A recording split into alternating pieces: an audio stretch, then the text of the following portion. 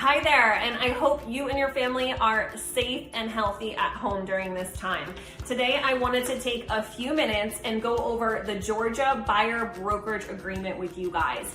I know a lot of you have been thinking about purchasing in 2020. Perhaps it's been a long time or this is your first time buying a home.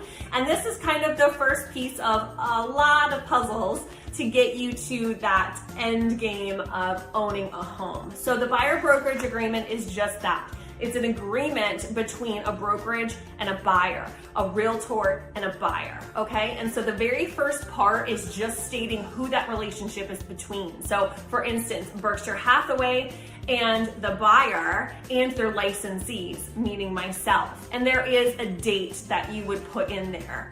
And the number 2 is the term. So how long is this relationship going to last from the date that you put on number 1? So do you think it's going to take you 3 months to find a home, 6 months? And that is a conversation you'll have with your realtor before this is signed.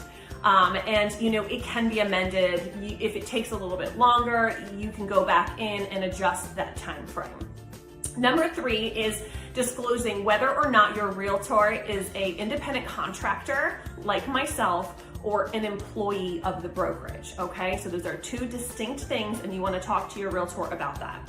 Number 4 is agency and brokerage relationships. So it lists agency relationships and your realtor needs to check off the ones that their brokerage does not engage in, okay? And so these are seller agency, buyer agency, designated agency, dual agency, sub-agency, tenant agency, and landlord agency. And so I'll go into greater detail on a different video about all of those different types of relationships. But for this video, I'll let you know that Berkshire Hathaway Georgia Properties only does not allow sub-agency. And sub-agency is when you have a listing, you are the listing agent, and a buyer comes in and is not represented at all by a realtor. So you don't have any relationship and they don't have anybody looking after their best interest, right? That's different than a dual agency where a realtor could potentially represent both individuals, okay? So that's the only one that we don't do, but I'll go into further about those relationships at another time. So number 5 is really important. It's the commission, okay? So it's very typical in Georgia for both sides of a transaction to receive 3% of the purchase price, okay? And so let's, for instance, state that we put in 3% right here.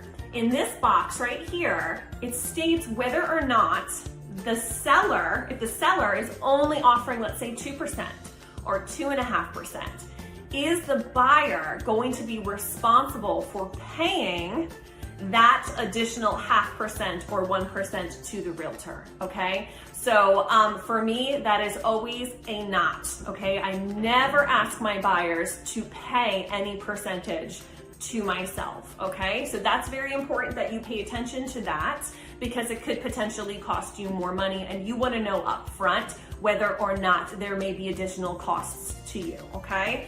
Number 6 is a separate commission on lease. So if you're leasing a property and the landlord is not providing a commission towards the realtor, this is a section where they can put in a monetary amount for that lease. And then the protected period. So the protected period basically states that if I showed you a home and then you use another realtor going forward, let's say our agreement ended, and you went forward with purchasing a home that I showed you, if it's within that protected period, let's say 90 days, that I would still be due my commission, okay? So that just protects me and this protects you.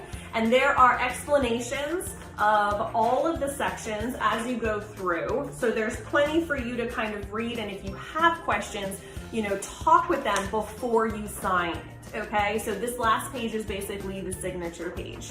And the last thing that I wanted to go over was the first explanation in this first paragraph, where it states that this agreement can be amended, modified, or waived with the written agreement of the broker and the buyer, okay? So that's really important, that if for any reason, you know, you need to fire your realtor or your realtor needs to fire you, that it is put in writing, okay? So again, this is an agreement. It doesn't mean that it is, you know, set in stone, that you can't potentially fire your realtor and move on with someone else if something happens.